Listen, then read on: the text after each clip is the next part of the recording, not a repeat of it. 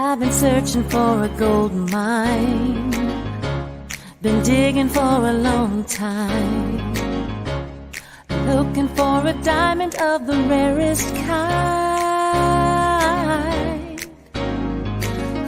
Then one day I found a perfect treasure, a worth of impossible measure. I started to pray, then I heard you say you would forever be mine.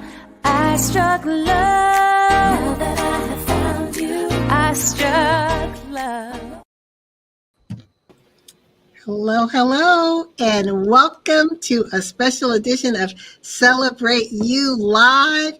We are celebrating Women's History Month 2024.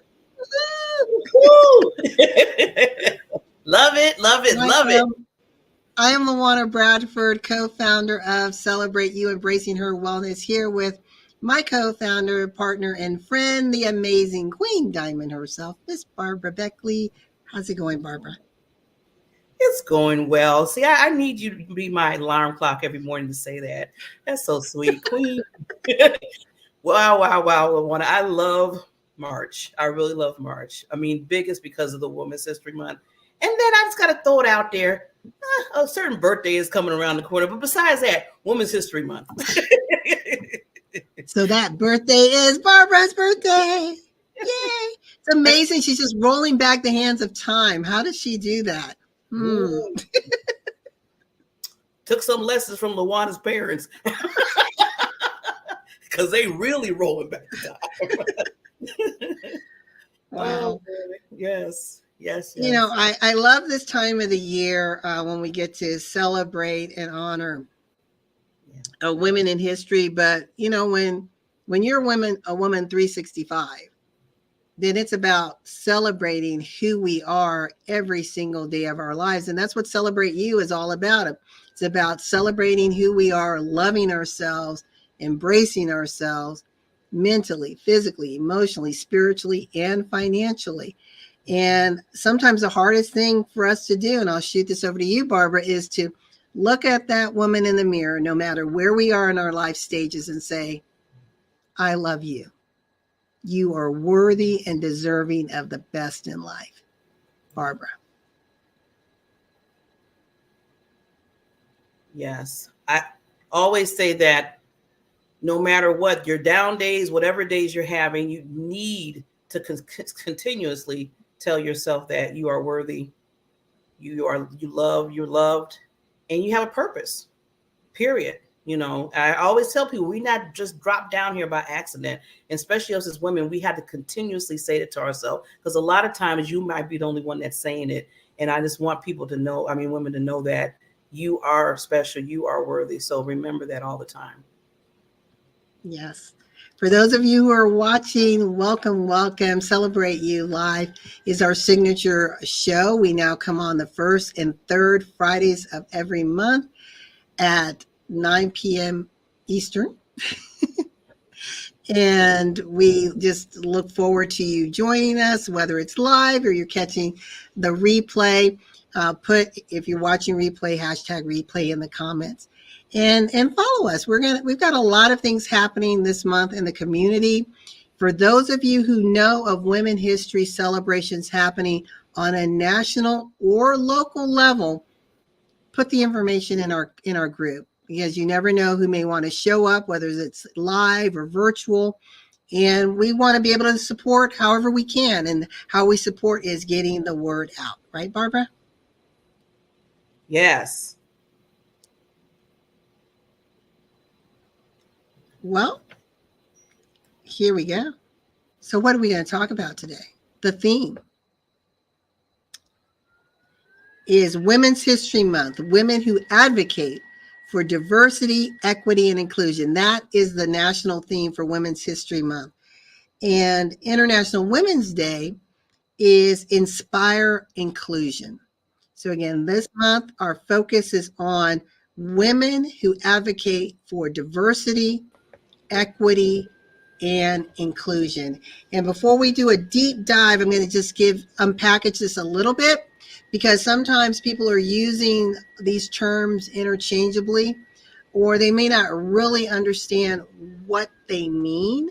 So we want to make sure that for this discussion, we're all on the same page. So when we're talking about diversity, that is not just racial diversity. We tend to just to go there, but it's talking about celebrating the differences, right? Whether it's our racial, ethnic, cultural, religious, uh, life choices, styles, education, lived experiences, work experiences, being able to bring all of that together and celebrate it, because we know that collectively we are far stronger than we are independently, and we're far stronger when we lean on a diverse environment than we are when we solely focus on a homogenous environment where everyone looks like us, thinks like us, talks like us, walks like us. You really don't have a lot of growth. You become ingrown. So how we flourish as humanity, as society, as individuals, as families, is being able to celebrate diversity. And it's saying, I see you, I hear you, and I allow you to be. Barbara, before we go into equity, what are your thoughts about diversity? Um, Biggest thing that I love about it that we should all take in when it comes to diversity is the awareness of other people's background, how it's so to me important, because I feel like we really, well, not feel, but I know we limit ourselves when we just stay like this all the time. And that's what causes the problems when there's no diversity, is because, people are staying in that little tunnel vision. So I feel like once you open up your mind, your brain, and your heart, mostly the heart, it takes the heart to really open that up, to say, you know what, I want to grab a hold of other backgrounds. I want to understand the culture. I want to learn from there. Maybe it's something that I need to learn on that.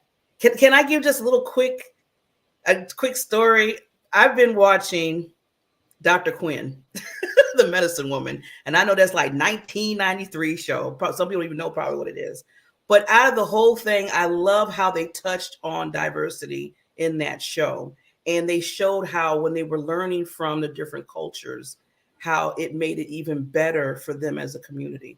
So that's why I feel like diversity is very important.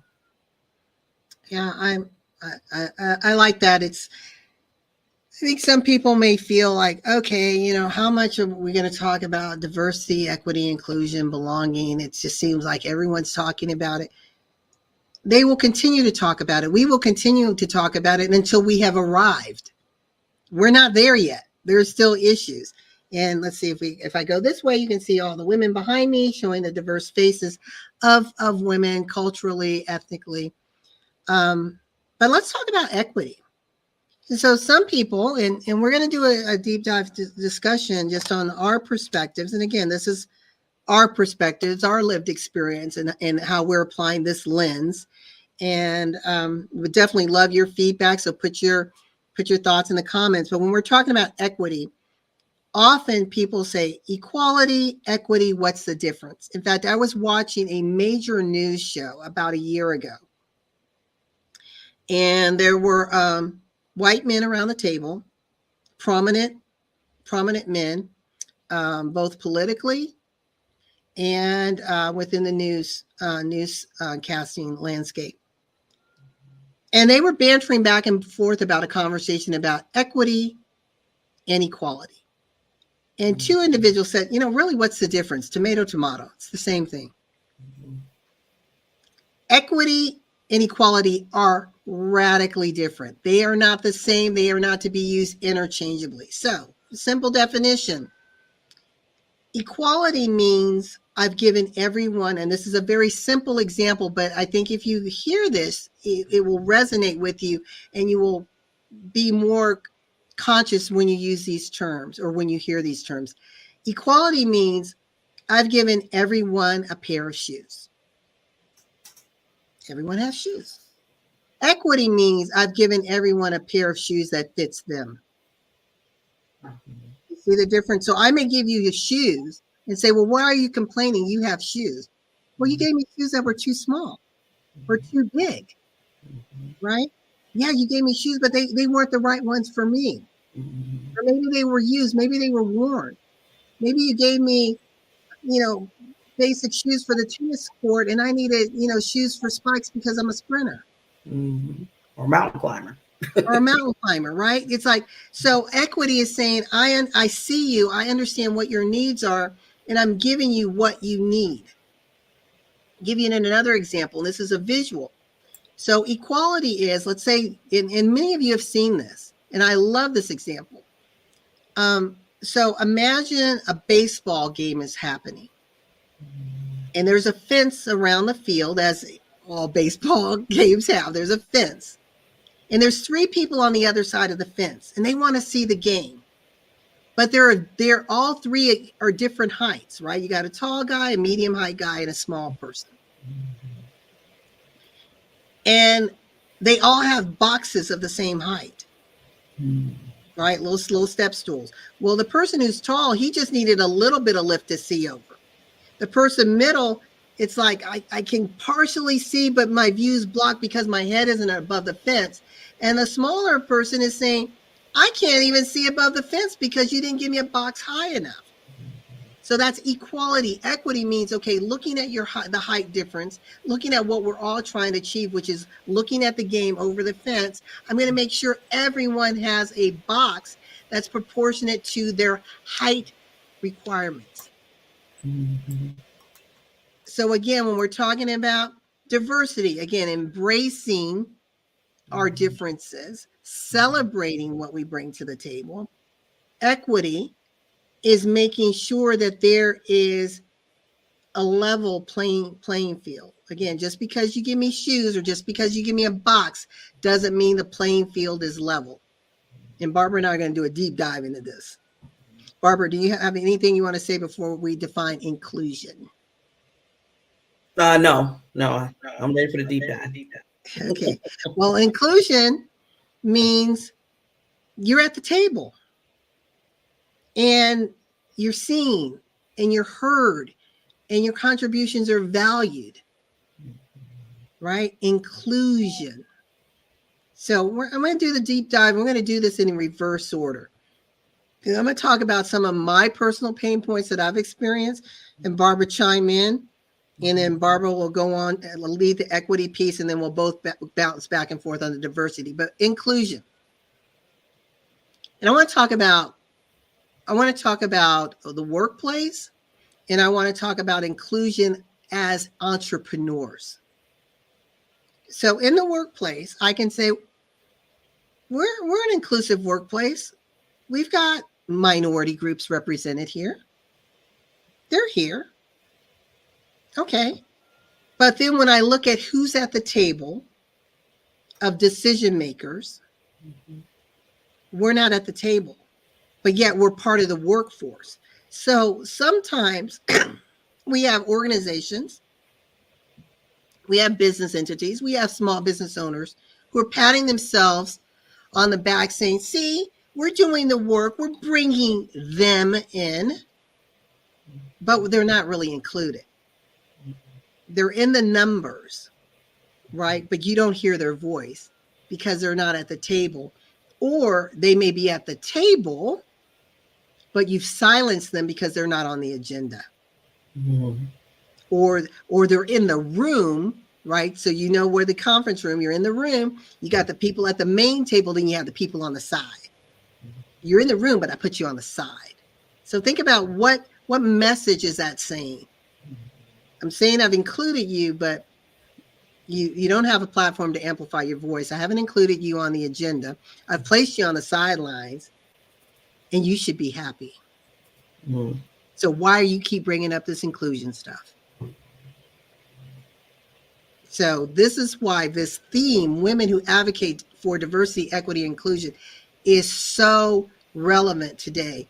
And we celebrate and applaud each and every one of you out there who are championing this, who are raising your voices and helping to change the narrative and promote awareness. Because if we don't change how we perceive and how we respond and act in these situations, 10, 15, 20 years from now, Still going to have the same conversation because this conversation has been going on for hundreds of years. Yeah, Barbara. Yes, too long. And, we have to, it has to start within us. I was just thinking about it, the workplace, as LaWanna was saying about, okay, the person, they might have that particular, like woman in the room, but sometimes it might not even be the right woman to be there to be able to talk at the table. It's just saying, okay, we had the placement holder. I always say placeholder because sometimes it is a placeholder. Yeah. And a lot of times you have to speak up and say, okay, if you're going to put me in the room, let me have that voice where it's making sense and I can make sense to it with a discussion that's being held. Not just me sitting there saying, okay, I'm a woman, and you got two for the price of one. You have a woman and she's Black. So, sometimes they're like, oh, we killed two birds with one stone. And I'm sorry, but that happens. They think like that.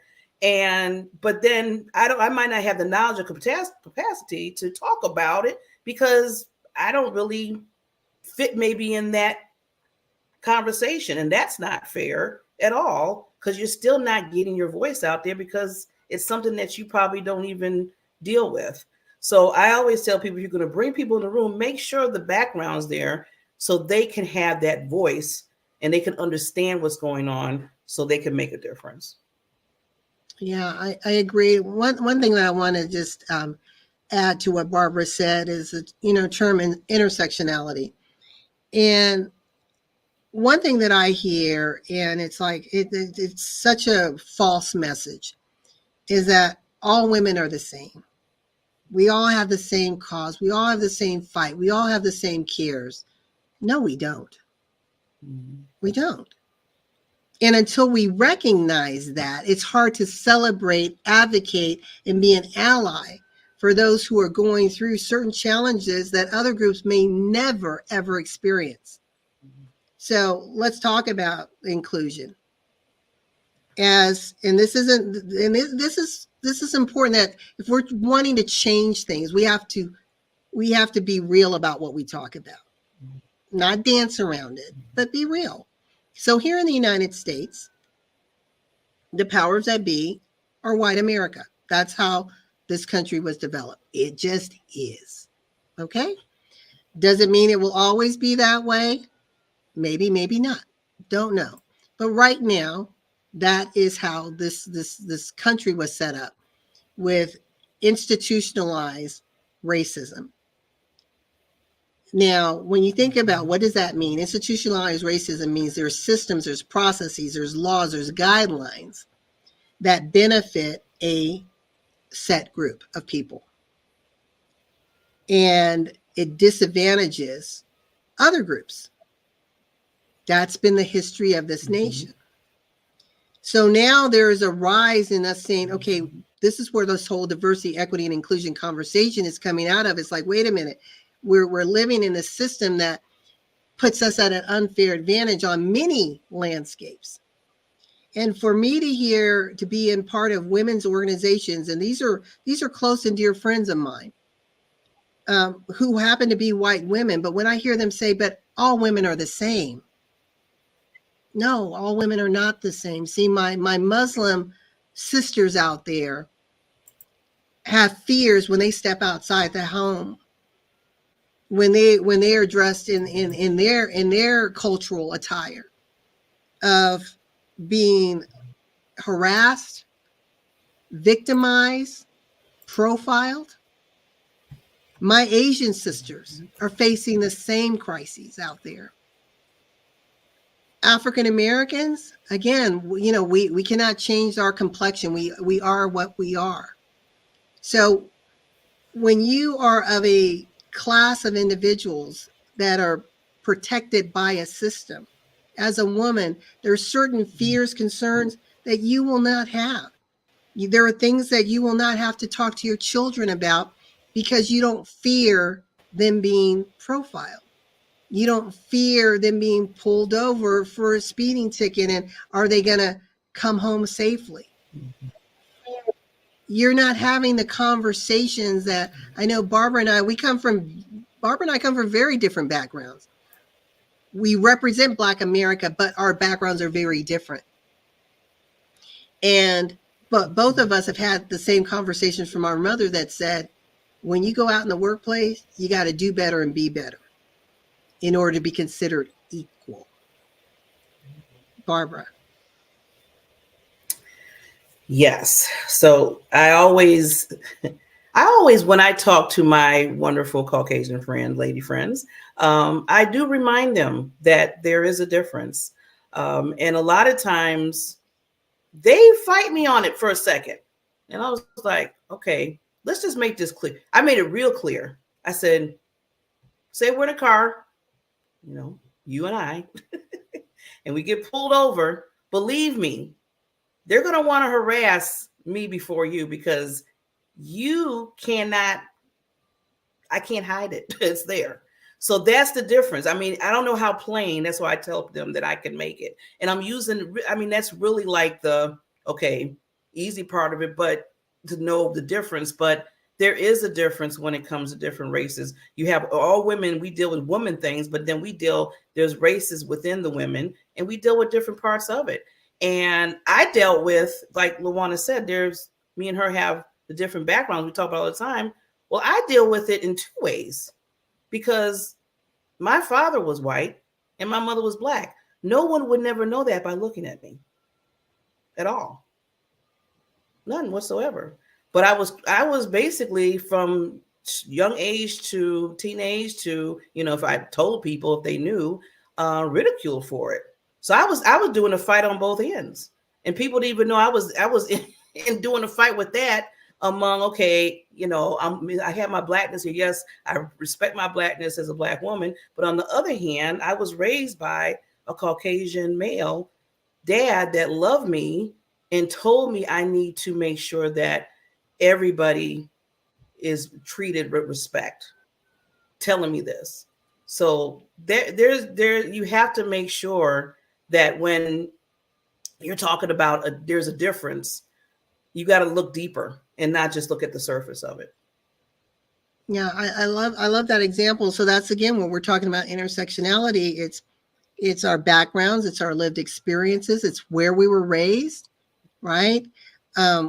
Whether, Barbara's raised in the northern Midwestern area. I was raised in Italy, but I'm still Black America. But that international experience radically shifted me. The fact that I have parents who are traditionalists, right? Part of the greatest generation. They were born during the Depression era. Definitely has an impact on how I view life, because that's who raised me. Their experiences have impacted me, right? So I'm going to have a different way of looking at the world than, let's say, my niece growing up today, right? Same family, very different views. So for us to look at every woman and say, well, you get what I'm going through. No, I don't. Do I know what it's like to have an amazing, loving father like Barbara hasn't had an amazing, loving father? Yes.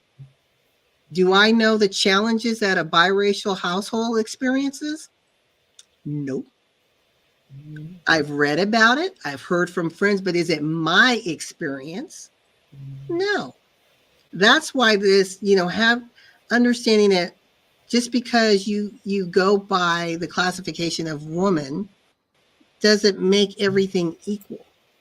And I think when we start to recognize that and lean into other people's stories, then we can strengthen our place of advocacy and allyship, right? And we can go as simple as walking into a store. And, you're a white woman who walks into the store on Rodeo Drive, and I'm a Black woman who walks into a store on Rodeo Drive. Why are we treated differently? Both of us have the means to buy anything we want. But why am I treated differently? Why is Oprah, she's Oprah, but she is reminded repeatedly that you are a Black woman in America. I don't care how many billions behind your name. So again, let's think about when we're talking about inclusion. Inclusion means I'm accepting you, I hear you, I see you, I embrace you. I allow you to be, and you allow me to be. Mm-hmm. Turnover equity for you. But before we do that, just want to welcome everyone to Celebrate You live special deep dive discussion as we celebrate Women's History Month, because the National Women's History Alliance organization is the one that determines the theme of the month each year in the United States. And the theme this year is Women Who Advocate for Diversity, Equity, and Inclusion. And I'm going to do a little takeaway, and we'll turn it back over to Barbara, who will talk about equity.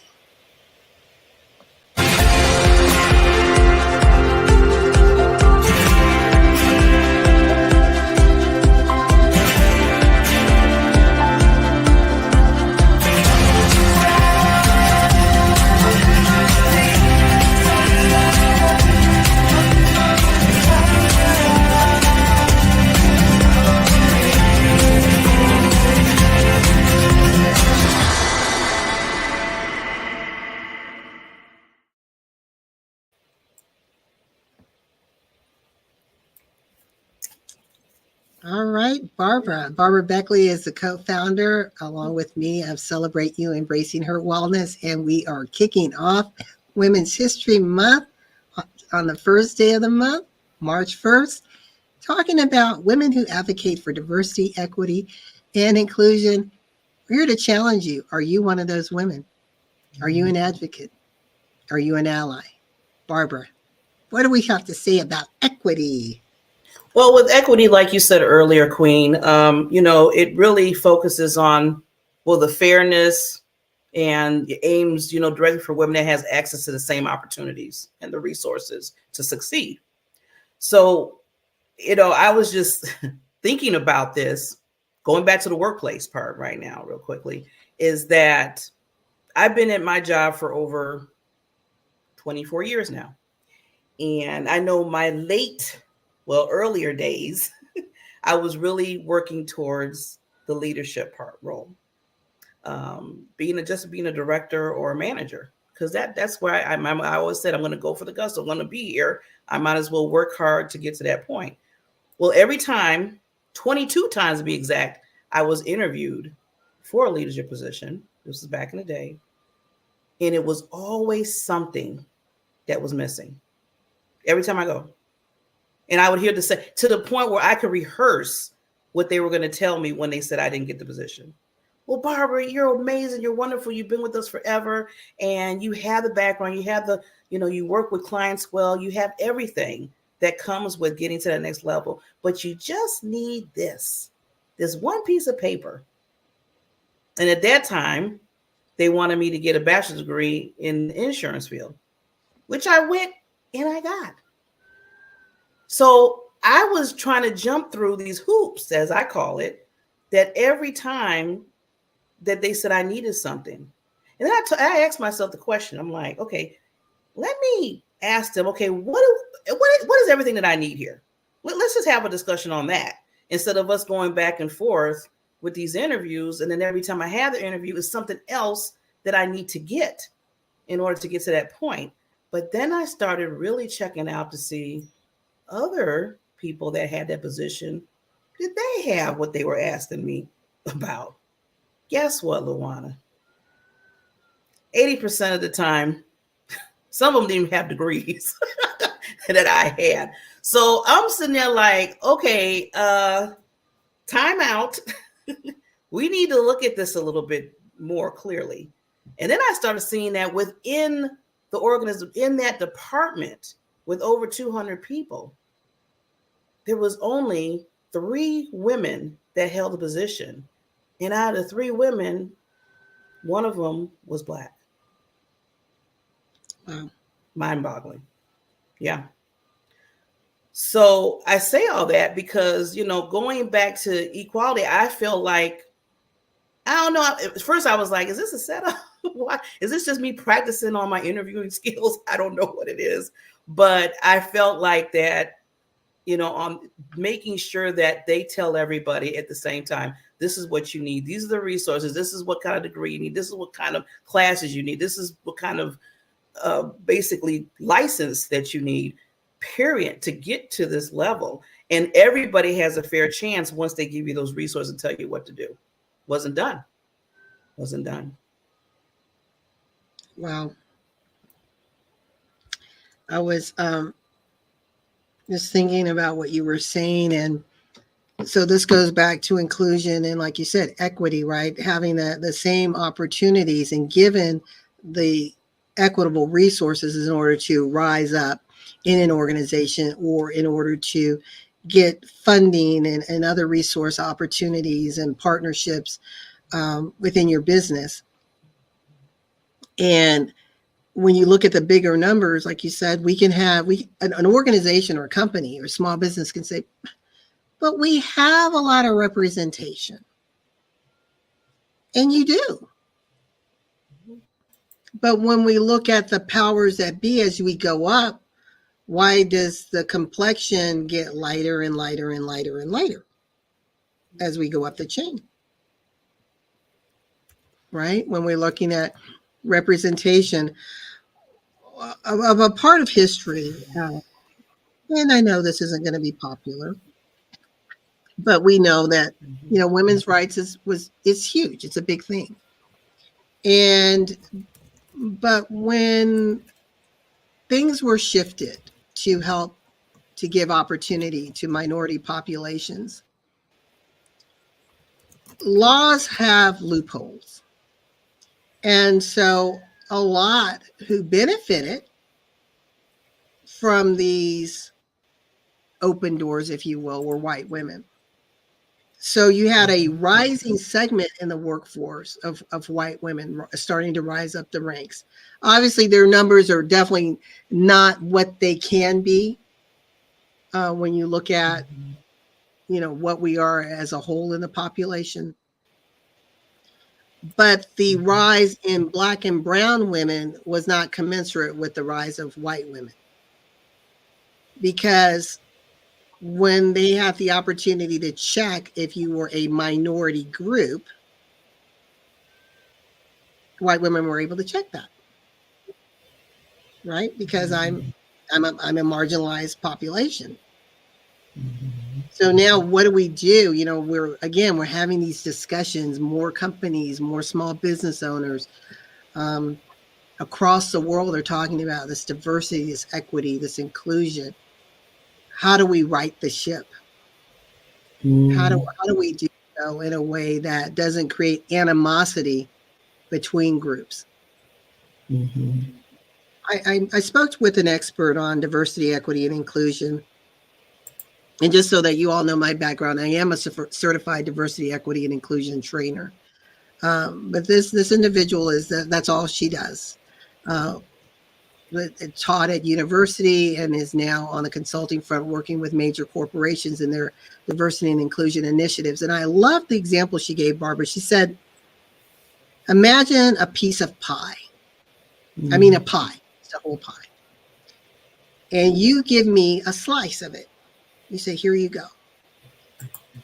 And you have the rest of the pie. And you expect me to be happy with the slice that you've given me. She said, my question is, whoever said it was your pie in the first place?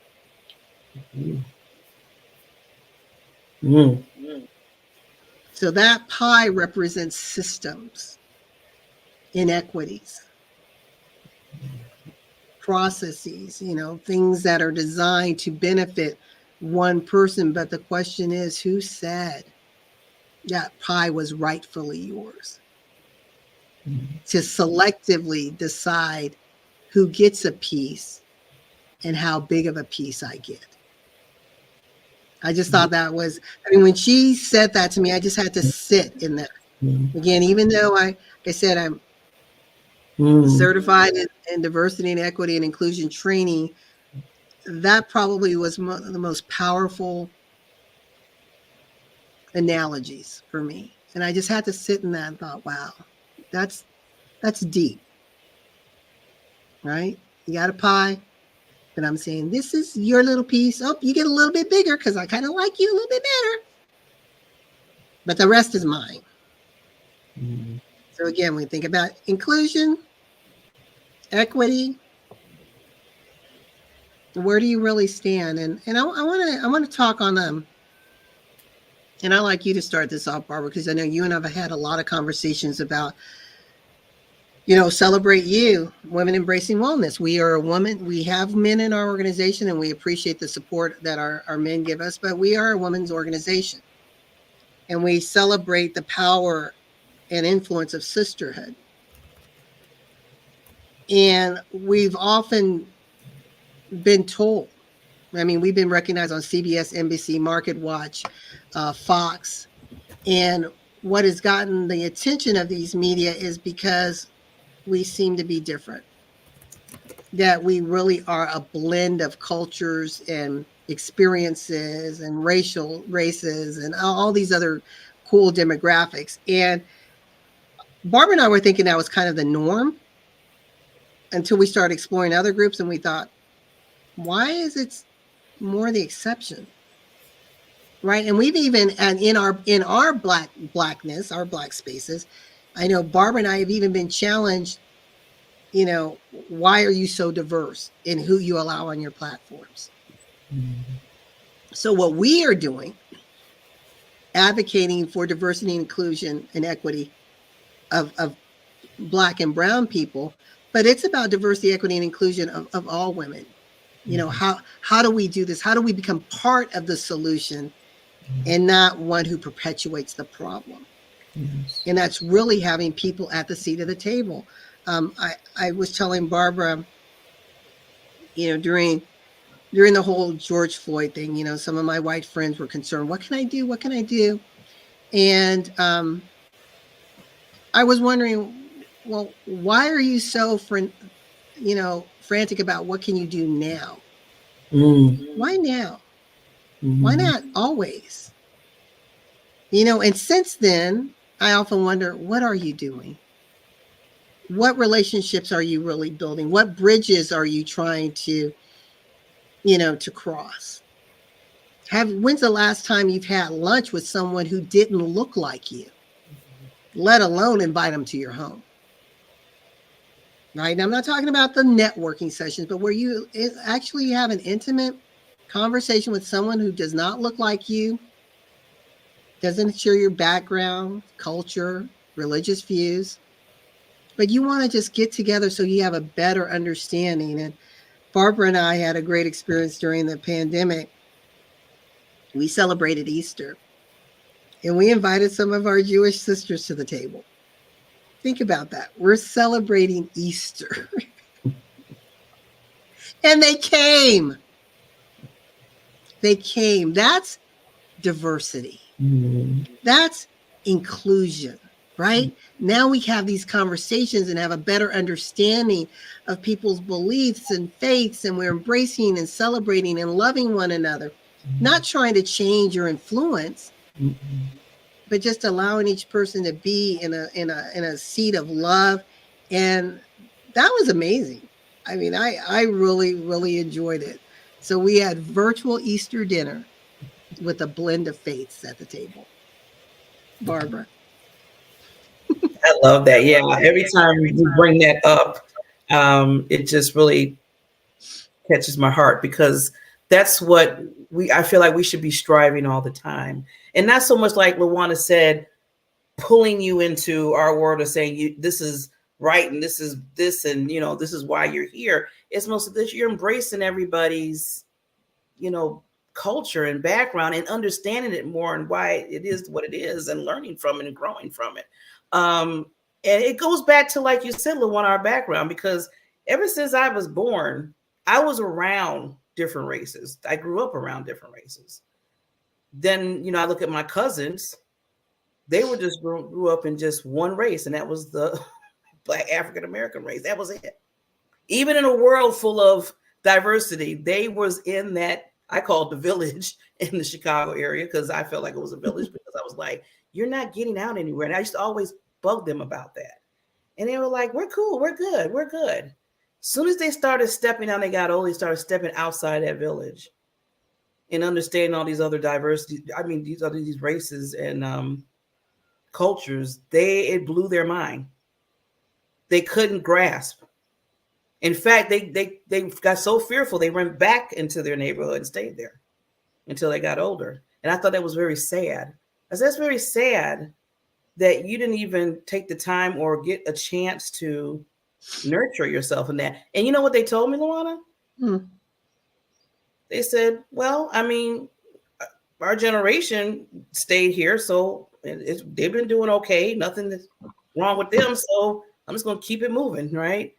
I'm so glad I was not part of that. And that was my family on my mother's side. I was so glad that my dad was in my world to show me that the world is much bigger and global than just that one section of that.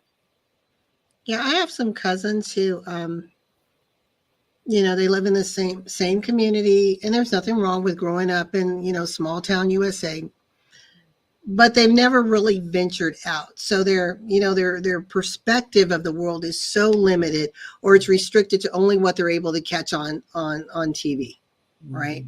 But it's not their actual experience. And I have a cousin. It's so funny. So she's married to her husband is biracial, and so he's Black and German. And when they got married, I thought, oh, how cool. I said, when you have children, are you going to teach your children, make sure they know both English and German? Her response was, again, we're talking about diversity now. Why do they need to learn German? We live in America. This is my family. Love them. And I thought, really? You have the opportunity to enrich your children by exposing them to another culture, which is their own, right? It's their bloodline. But then give them the opportunity to speak more than one language. What other doors could possibly open for them? But she refused to have German spoken in their home. Refused. They're still married to this day. Their children are grown. I mean, they're grandparents now. But no one speaks German but the husband. How sad. Yeah. What a missed opportunity. And I share that example to think, just in our circle as women, being part of communities, right? Community, think of family. How many missed opportunities because we're like, I don't know. I don't know if I really want to hang around with that person or that group of people. I don't really understand, their language or what they're talking about, and I really don't want to learn that. I don't really care because it doesn't really impact me. What blessings and opportunities are you missing out on it? And Barbara, I want you to talk about something. And again, we're talking about now community. And this happened within our community, within Celebrate You, and I'm certain it happens a lot within our community and others. But Barbara was having a conversation with a particular individual who, and I want Barbara to, because Barbara told me this story, so just from a translation standpoint, again, we're talking about women who advocate for diversity, equity, and inclusion. This is a theme for Women's History Month that was born out of the National Women's Health Alliance. This is what we'll be celebrating from March 1st through the 31st. So welcome to this platform. But Barbara's conversation with this individual, the person said, what can a Black woman, this is a business owner, what can a Black woman in business do for me? That was her perspective. Now, if I had challenged her and said that was kind of a racial comment, prejudice, showing your biases, she would have challenged me all day long. Barbara, let's go. Can you kind of unpackage that, and how did you process that, hearing that? I mean, that she was comfortable enough in her her whiteness to look you in the face and say this to you. Yeah. And I every time I look back at that conversation, and I know when I told you about it, you were like, I mean, you had this, how you had that, LaWanna has that expression.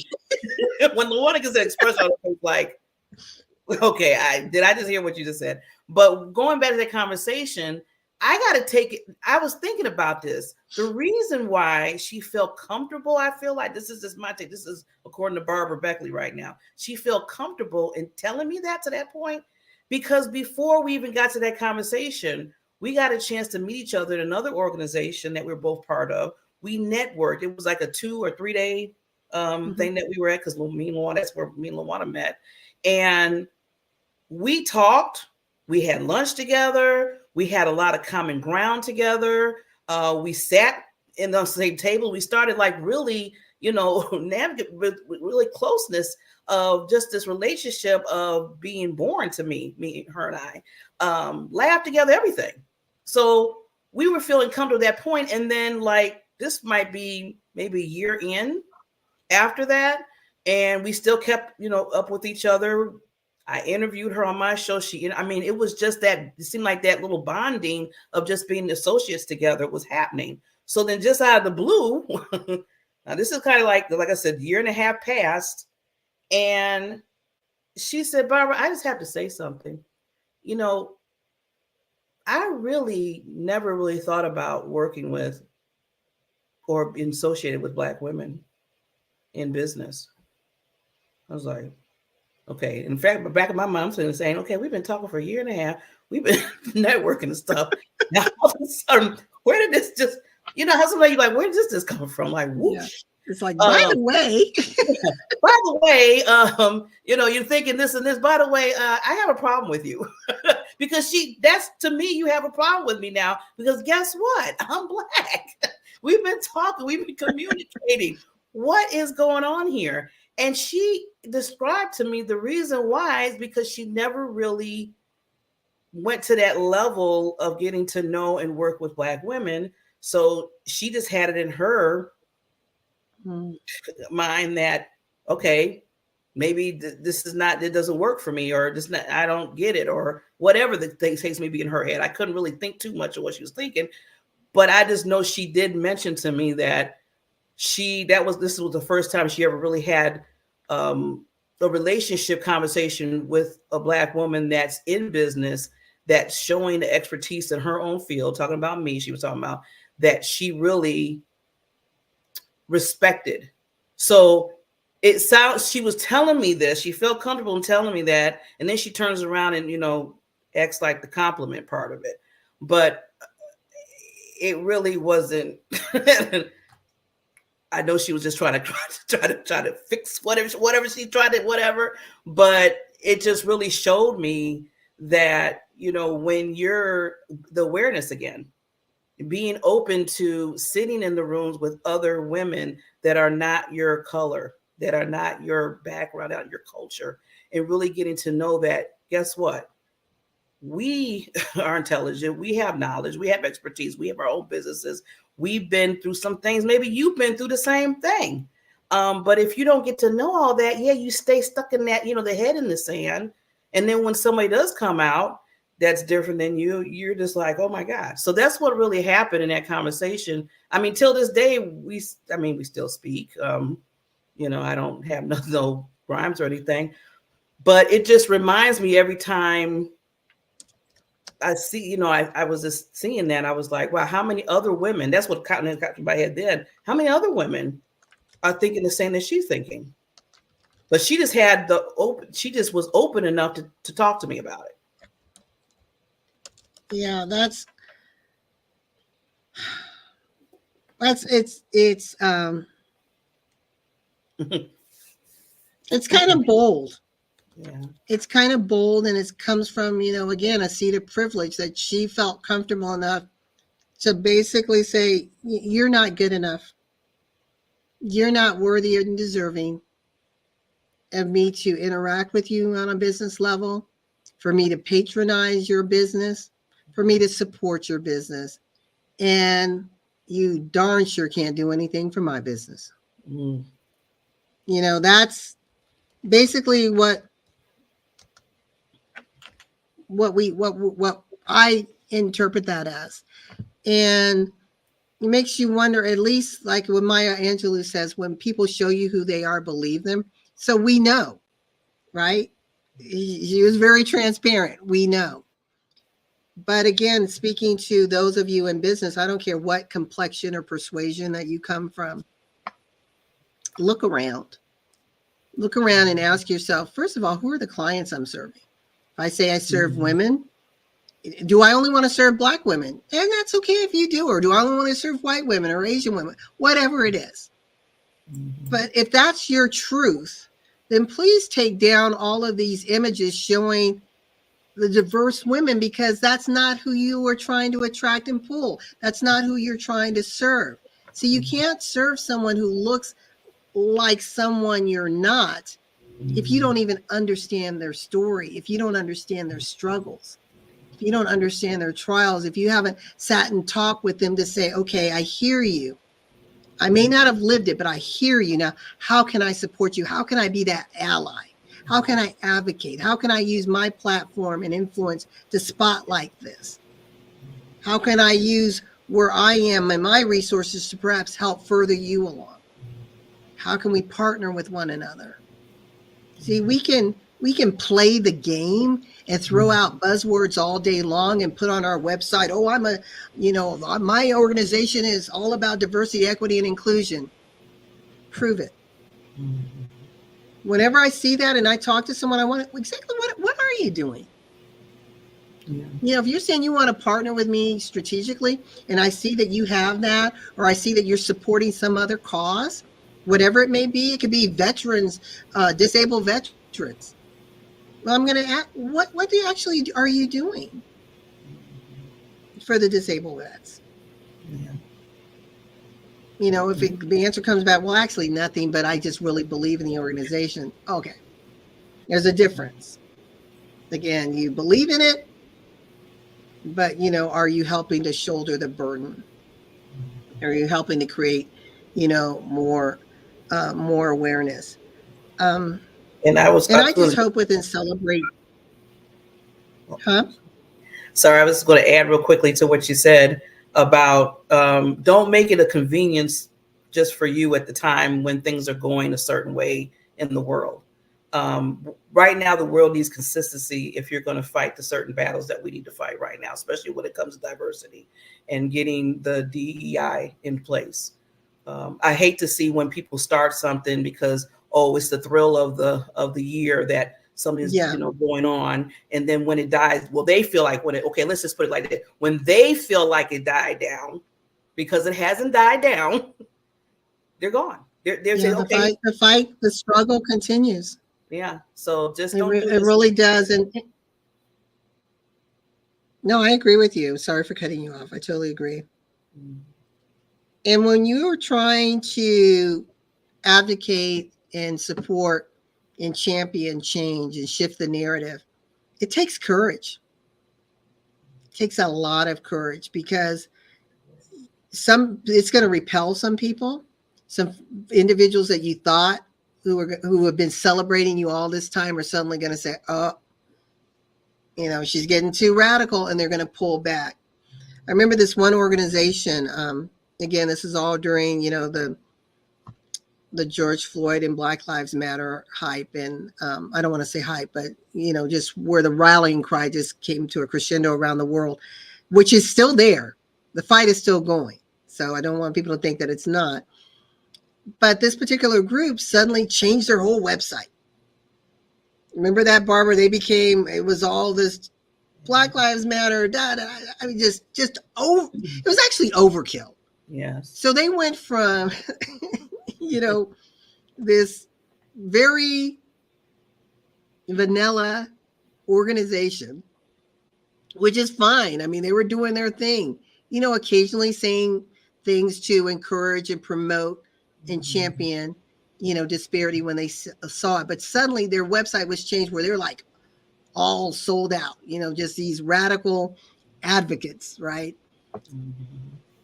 But that wasn't their truth. And I remember talking to them and I said, building this website and putting this language on here is going to make people very angry, and you're going to lose a lot of your client base.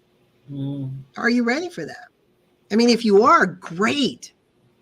Because sometimes you have to be willing to sacrifice for the greater good. And they were like, oh, yeah, we're fine with this. Well, why is it now when I go to their website, it's almost back to the way it was before? You didn't count the cost. So, right. Yeah. So you have to count the cost. Ask yourself, am I really willing to walk the walk? Am I truly willing to be an advocate for diversity, equity, and inclusion? Am I willing to advocate for it? Am I willing to champion? Am I willing to raise my voice? Am I willing to use my platform? Am I really willing to lock arms with those who are fighting for this? Or am I just talking the talk? Mm-hmm. Want to read a couple stats, and we're almost out of time. We try not to get so heavy into stats, but I think this is really important for those of you who are watching, who are business owners, entrepreneurs, or even thinking about getting in business. So women represent in business. Let me get this right. There's 13 million overall women-owned businesses. So that's a good thing, right? Mm-hmm. And they said this is let me give you the source here. This is called Women in Small Business Statistics in the U.S. This was published in May 18th, 2022. And this data was looking at statistics by industry, revenue, funding, and more. So there's just a lot of information on just the demographics of women in business. And they said 50% of all women-owned business are minority-owned. You may think, well, see, that's good. You guys own 50%. Why are you complaining? I just said 50% are minority-owned. Do you know how many minority groups are in that 50%? Think about that. So when we break it down, of that 50%, 21%, so of the 13 million women-owned businesses, 6.4 million are minority-owned. 21% are Black, African-American and Black. 9% are Asian American. 18% are Latino or Hispanic. And 1.4, this is so sad, 1.4% are Native American and Alaskan Native. And 0.3%, not even a percent, are Native Hawaiian and Pacific Islander. So where white women own 50% of the businesses, Black women own 21%, Asians 9%, Latino Hispanic 18%, our indigenous population combined 1.7%. So think about that when we're talking about diversity, equity, and inclusion. And if you're a business owner, small business owner, an entrepreneur, I believe you have the opportunity to be a door to bring in more women of color, to give opportunity, to have avenues of advancement within your companies, to even show them how they can expand in companies of their own. Yes. Until we start to see these numbers improve on the business landscape, let's not talk about the social landscape, just our lived experiences. We will always need women who advocate, who champion, and who are allies for diversity, equity, and inclusion. Yes. Barbara, I'll let you close us out right after I play this last little video. We will win, we will win. Oops. We will win, we will win in the end. We will win in the end. We can't lose, we can't lose. We can't lose if we choose. We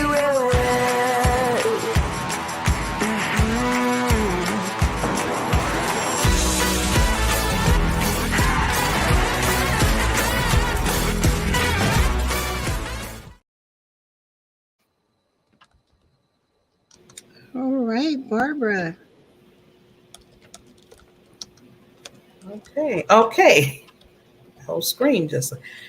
Okay, it was wonderful today to basically talk with the wonderful Queen LaWanna about the beginning of the month that's happening for March about Women's History. So, I just want to just put out there,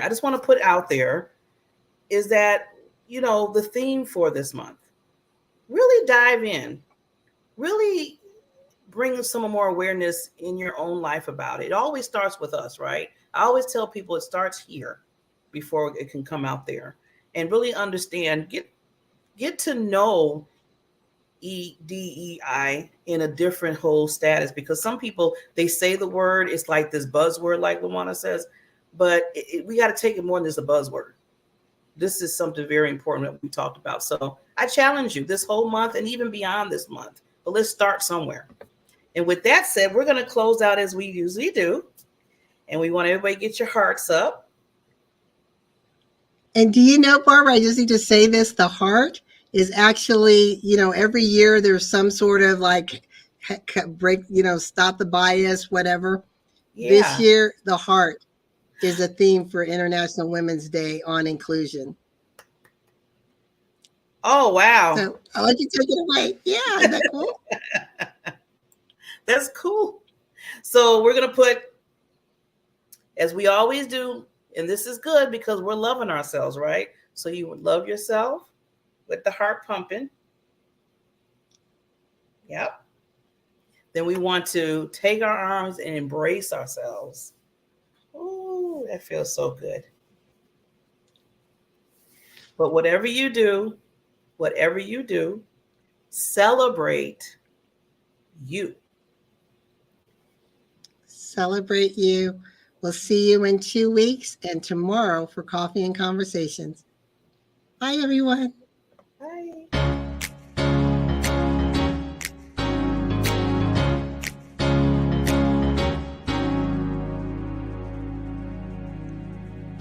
I've been searching for a gold mine, been digging for a long time, looking for a diamond of the rarest kind. Then one day I found a perfect treasure, a worth of impossible measure.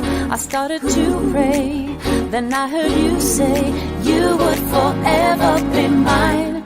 I struck love, now that I have found you, I struck love.